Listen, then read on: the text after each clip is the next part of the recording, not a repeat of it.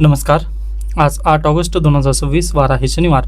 लोकसत्ता आणि द हिंदू वृत्तपत्र विश्लेषणमध्ये आपलं स्वागत आहे. सर्वात प्रथम पहा, मी अगदीच खुश आहे कारण आजच्या वृत्तपत्रामध्ये एकही बातमी कामाची नाही आहे व द हिंदू तर पहा पूर्णतः काही कामाचं नाही आहे. ओके, एक दोन बातम्या त्या आपण ऑलरेडी डिस्कस केल्या आहेत किंवा याच्या पुढे येतील, म्हणजे काही आवश्यकता नाही. तुम्ही इथं जरी न्यूजपेपरचा व्हिडिओ हे थांबवलात ना तरी चालेल, काही हरकत नाही. तरी पण मला पेज व्ह्यूजसाठी पहा मी पुढे कंटिन्यू करत आहे.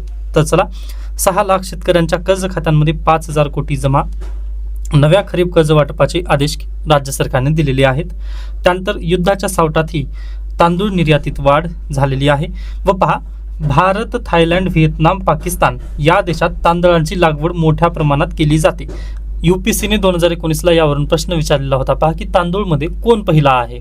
ओके, शेती पहा अगदी जास्त केली जाते चायनामध्ये, परंतु तांदळामध्ये आपण पहिल्यांदा आहोत. ओके, तर हा पॉईंट प्लीज लक्षात ठेवा.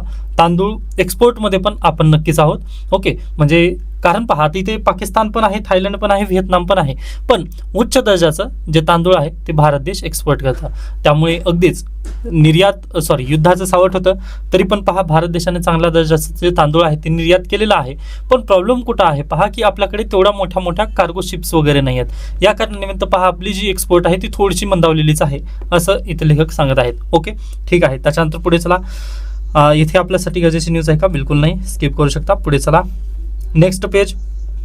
इथे पण काही गरजेची न्यूज नाही आहे. पहा पुढे पहा, कोंडी कायम. संसदेच्या पावसाळी अधिवेशनाचा 3रा आठवडाही वाया गेलेला आहे. नेक्स्ट, काळजी नको, मी तुमच्या पाठीशी. पंतप्रधान नरेंद्र मोदींचा फुटीर खासदारांना स्पष्ट संदेश. ओके, ठीक आहे. चलू द्या. त्यानंतर इथेनॉल मिश्रित पेट्रोलपासून जुन्या वाहनांचे संरक्षण करण्यासाठी एक डिव्हाइस बनवण्यात आलेलं आहे पहा नागपूरमध्ये. ओके, अद्याप त्याचं पेटेंट राहिलेलं आहे किंवा त्याची टेस्टिंग राहिलेली आहे. पण हे जर बाईकसाठी आलं ना तर नक्कीच हे बेटर होईल. मग यांनी पण म्हटलं की आम्ही जे जुन्या बाईक आहेत त्यांच्यासाठी हे डिव्हाइस बसवणार आहोत. म्हणजे त्या डिव्हाइसमध्ये काय आहे, बेसिकली तर एक सेन्सर आहे. ओके, मग त्या सेन्सरनुसार समजेल की पहा पेट्रोलमध्ये इथेनॉल किती आहे. ओके, मग त्यानुसार त्याने इंजिनला तशा पद्धतीने सूचना देईल किंवा एवढं एवढं तुला इथेनॉल जाळायचं आहे आणि एवढं पेट्रोल प्रमाणात त्यामध्ये जायचं आहे. ओके, मग तशा पद्धतीने हे सध्याला डिव्हाइस आलेला आहे.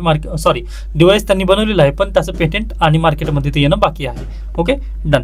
त्याच्यानंतर पुढे नेक्स्ट पॉलिटिकल बातमी आहेत, पहा स्किप करू शकता. त्याच्यानंतर बुक रिव्ह्यू आहेत, शक्य झालं तर वाचू शकता, अन्यथा काहीच गरजेचं नाही. पहा, रिकमेंडेशन तर बिलकुल मी करत नाहीये. त्याच्यानंतर श्रीनिवास विनायक कुलकर्णी यांच्याबद्दलचा हा आर्टिकल आलेला आहे, पण याला पण आपण स्किप करू शकतो. हा नक्कीच पर्सनल न्यूजमधून आपण काल पाहिलेला आहे, त्यांचे साहित्य रचना वगैरे ते महत्त्वाचं आहे, उर्वरित नाही आहे. ओके, त्याच्यानंतर हा आर्टिकल अतिशय महत्त्वाचा आहे. आता ही एकच बातमी आजच्या लोकसत्तामधील महत्त्वाची आहे. पहा, तर तुम्हाला माहिती आहे की तुकाराम मुंढे यांचं नाव सध्याला गाजत आहे FDA मध्ये कारवाई संबंधित. तर पहा, याच्या पूर्वी पण TN सेशन होऊन गेले आहेत. आता हे जे एक्झाम्पल इथं मी दिलेलं आहे पहा, याशिवाय शिवदीप लांडे, D रूपा, B चंद्रकला, VV लक्ष्मीनारायण, स्मिता सबरवाल, नरेंद्र कुमार या अधिकाऱ्यांची पण नावे तुम्ही लक्षात ठेवायचं आहे. व याच्याऐवजी ना तुम्ही betterindia.com या वेबसाईटला भेट द्यायचा आहे. तुम्हाला इथिक्समध्ये तो खूप चांगले उदाहरण मिळणार आहेत. त्यासोबतच इंस्टाग्रामवरती जर असाल तर या साईटला तुम्ही नक्की फॉलो करा. पहा, हे माझं पेज नाही आहे, परंतु अगदी तुमच्या इथिक्स पेपरमध्ये हे 4 चांद लावण्याचा प्रयत्न करतील. ओके, आता प्रत्येक विद्यार्थी तुकाराम मुंढे सरांचंच नाव तिथं लिहिणार आहे, परंतु तुम्ही दुसरे पण उदाहरणं देऊ शकता ना. शिवदीप लांडे आहेत, त्यानंतर पहा अगदीच स्मिता सबरवाल मॅडम आहेत. ओके, त्याच्यानंतर सुप्रिया साहू मॅडम आहेत. ओके, त्यांनी फक्त एक चेंज, त्यामुळे पहा जे प्राणी आहेत, वन्य आणि मानव यांमधलं जे कन्फ्लिक्ट खतम करण्याचं जे काम आहे ते सुप्रिया साहू मॅडमने केलेलं आहे. लास्ट वीकमध्ये त्यांचा आर्टिकल पण आलेला होता, ते आपण पाहिलेलं आहे. मग ते तशी नावं पण तुमच्याजवळ असणं गरजेचे आहेत. फक्त एकाच अधिकाऱ्याचं नाव तुम्ही सगळीकडे चमकू शकत नाही. मग यासाठी 5 सर्व अधिकाऱ्यांची इथं नाव दिलेत, ते थोडक्यात तुम्हाला तिथं लक्षात ठेवायचं. यासाठी प्लीज तुम्ही betterindia.com या वेबसाईटला भेट द्या. व मी इथं जे हायलाईट करून दिलेलं आहे हे एवढे नावं प्लीज लक्षात ठेवायचे आहेत. डन. त्याच्यानंतर पुढे चला. पहा, येथेही आपल्यासाठी दुसरी न्यूज गरजेची नाही. उर्वरित पेपर पहा, आज सॅटर्डे असल्यामुळे अशाच पद्धतीने आलेला आहे. नेक्स्ट, वाहनांची विक्रमी विक्री झालेली आहे. जुलैमध्ये 3.25 लाखांहून अधिक दुचाकींचे दुचाकी विक्री गेलेले आहेत. 3.25 लाखांहून अधिक जे व्हेकल आहेत ते विकल्या गेलेले आहेत व त्यामध्ये दुचाकींचे प्रमाण अगदी जास्त राहिलेलं आहे. ओके, त्याच्यानंतर नेक्स्ट पहा, स्वतंत्र ब्रिक्स चलनाची कल्पना भारताला अमान्य. आता अगदीच हे कशामुळे झालं आहे, आता आपण याबद्दल डिस्कस करायचं नाही. मी ह्याच न्यूजला म्हटलं होतं पहा की आपण त्याबद्दल पाहिलेलं तरी आहे किंवा काहीतरी त्याबद्दल हे झालं, पण पहा याला आता मी जास्त चर्चा करत नाही, कारण आता सप्टेंबर महिन्यामध्ये पहा भारत देशामध्ये सप्टेंबर महिन्यामध्ये ब्रिक्सची परिषद आहे. त्यामुळे थोडंसं थांबा, आपलं हे सर्व काही गोष्टी येणारच आहेत व इंटरनॅशनल रिलेशनमध्ये मी चांगल्या पद्धतीने नक्की सांगेल की भारत देशाचा प्रॉब्लेम इथं काय, किंवा तुम्हाला माहिती आहे आता हे झालं ठीक आहे. आता एक उर्वरित न्यूज सांगेल जे की लोकसत्तामध्ये नाही आहे किंवा द हिंदूमध्ये पण आले नाही. MDR. आता ही MDR रेट काय आहे तर पहा, आता सध्याला काल पार्लमेंटमध्ये लोकसभेमध्ये तो बिल पास झाला UPI बद्दलचा. काल रात्री त्याचे नोट्स पण मी आपल्या टेलिग्राम चॅनलवरती पाठवले आहेत, तुम्ही एकदा पाहू शकता. बरोबर आहे. मग त्यांनी जे 2007 मधील जे पेमेंट सेटलमेंट ऍक्ट आहे त्याला त्यांनी अमेंड केलेला आहे. ओके, टॅक्सेशन बद्दलचा जो लॉ होता ना त्याला त्यांनी अमेंड केला. बरोबर आहे. मग 2007चा तो कायदा अमेंड केल्यानंतर आता UPI जे आहे ते फ्री ऑफ कॉस्ट आहे का तर बिलकुल नाही. पण म्हणजे अगदी आज सध्याला आपल्याकडे आहे, परंतु गव्हर्नमेंट ऑफ इंडिया कधी पण एखादी GR काढतं पहा व लगेच नोटिफाय करू शकतं राजपत्रामध्ये की आम्ही आजपासून एवढ्या UPI वरती ट्रान्झॅक्शनवर चार्जेस लावणार आहोत. मग लगेच पहा रात्रीतून आपल्याकडे चार्जेस लावू शकतात. मग ते चार्जेस कशा पद्धतीने असतील तर हे मर्चंट डिस्काउंट रेट हे काय असतं तर पहा, आता अगदी याच्या पूर्वी ना डेबिट कार्ड, आता तुम्ही पहा 2016च्या पूर्वी ज्यावेळेस UPI आलं नव्हतं मार्केटमध्ये त्याच्यापूर्वी तुम्ही थोडंसं जावा, तिथं डेबिट कार्ड किंवा ATM कार्डवरून जर तुम्ही ट्रान्झॅक्शन केलात तर तिथं POS मशीन असायची पहा. म्हणजे जसं डीमार्टमध्ये तुम्ही काही खरेदीला गेलात किंवा मॉलमध्ये गेलात किंवा अगदीच मोबाईलच्या दुकानात जर गेलात तर तिथं एक POS मशीन अशा पद्धतीने ठेवलेली असायची. बरोबर. मग त्यावरती जर तुम्ही अशा पद्धतीने कार्ड जर स्वाईप केलात तर तुम्ही अगदी 100 रुपयाची जर वस्तू असेल ना तर तुम्हाला पहा 1% तिथं MDR लागायचं. Okay, merchant discount rate. मग आता अगदी मी माझं स्वतःचं उदाहरण सांगतो. मला 300 रुपयाचं DD बासू यांचं पुस्तक घ्यायचं होतं व माझ्याकडे डायरेक्टली कॅश नव्हतं पहा त्यावेळेस. ओके, मग मी 300 रुपयाचं ते पुस्तक उचललं. ओके, परंतु माझ्याकडे तेव्हा म्हणजे अगदी 2015-16 या दरम्यानची गोष्ट आहे, तेव्हा मी अगदी डेबिट कार्ड माझ्याजवळ होतं. मग मी त्यांना म्हटलं की बाबा POS मशीनवरती अशा पद्धतीने स्वाईप केलं. मग त्यांनी काय म्हटले पहा मला, अगदी स्वाईप केलं तर ठीक आहे, परंतु यावरती प्रत्येक ह्याचे 1% तिथं द्यायचं आहे.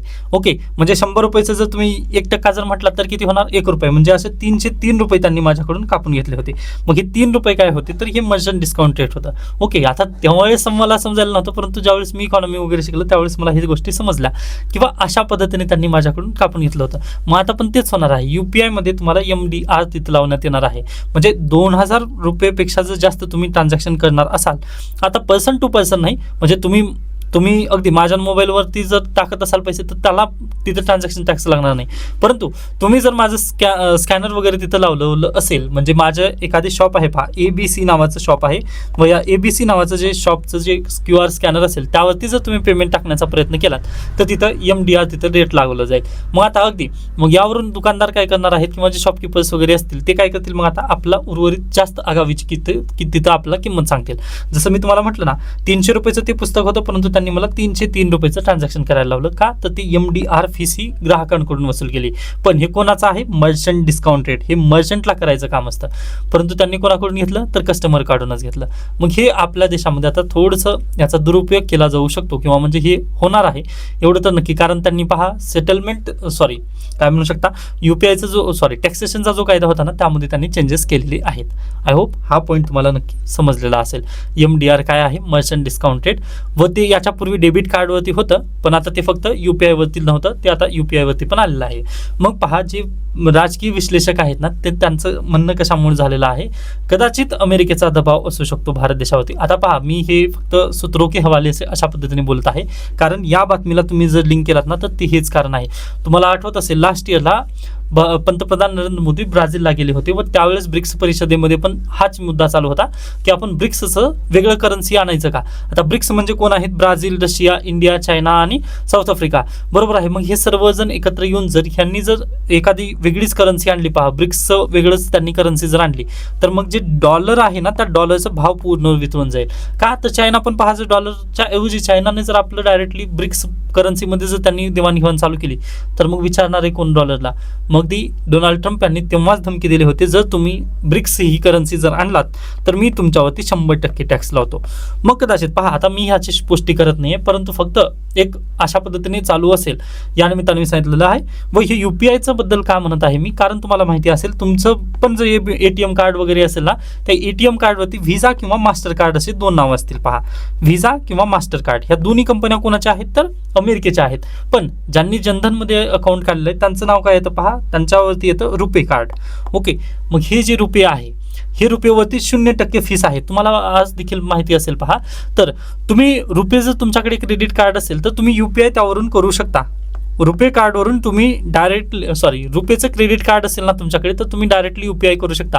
परंतु तीच कंडिशन व्हिसा आणि मास्टर कार्डला लागू नाही आहे पहा. मग ह्यामुळे पहा व्हिसा आणि मास्टर कार्ड सारख्या ज्या कंपन्या आहेत ना त्या प्रेसिडेंट डोनाल्ड ट्रम्प यांच्यावर थोडंसं दबाव आणत होते किंवा तुम्ही भारत देशाला थोडंसं समजावा.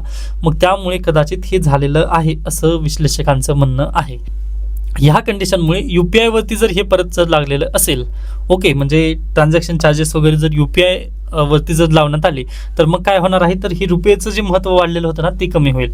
तसंच पहा मास्टर कार्ड आणि जे व्हिसा आहे त्यांच्यासोबत रुपयेचं पण महत्त्व तेवढ्यालाच होणार आहे. मग यामुळे हे थोडंसं आतील गोष्टी आहेत पण आपण त्याबद्दल जास्त सांगता येणार नाही. फक्त हे असं काहीतरी होत आहे पॉलिटिक्स जगामध्ये, एवढं तुम्ही पॉईंट लक्षात ठेवा. उर्वरित पाहूयात. तर अशा पद्धतीने आता आपण इथे थांबूयात. त्यानंतर आज लोकसत्ताचं चतुरंग हे मिनी मॅगझिन आहे. शक्य झालं तर बेस्ट आर्टिकल्स आहेत, तुम्ही नक्की वाचून घेऊ शकता. टॅग नाही वाईब महत्त्वाची आहे. त्याच्यानंतर पहा ओमेगा 3 का महत्त्वाचा असतो, शक्य झालं तर हा पण आर्टिकल वाचून घेऊ शकता. हेल्थ साठी हे खूप महत्त्वाचं आहे. तर ओके, आता आपण इथे थांबूयात. याबद्दल काही शंका काही सजेशन असतील तर नक्की सांगू शकता. त्याच्यानंतर मी 2 दिवस सुट्टीवरती आहे, हे एक महत्त्वाचं. तुम्हाला नक्कीच मी आजच प्रश्न सर्व देईन. त्यानंतर मंडेचा जो निबंधाचा टॉपिक आहे तो पण देईन. उर्वरित पहा ज्या विद्यार्थ्यांचे आन्सर मी पहा सर्व आन्सर आता चेक केलेले आहेत. म्हणजे जेवढ्या विद्यार्थ्यांचे पेंडिंग आन्सर राहिलेले होते त्या सर्वांचे मी चेक करून दिलेले आहेत. ओके, आता अगदीच थोडंसं 2 दिवस मला सुट्टी हवी आहे. त्यानंतर IRचे जे लेक्चर्स आहेत ते परवा दिवशीपासून आपण परत एकदा चालू करूयात. थोडंसं 2 दिवस सुट्टी असेल.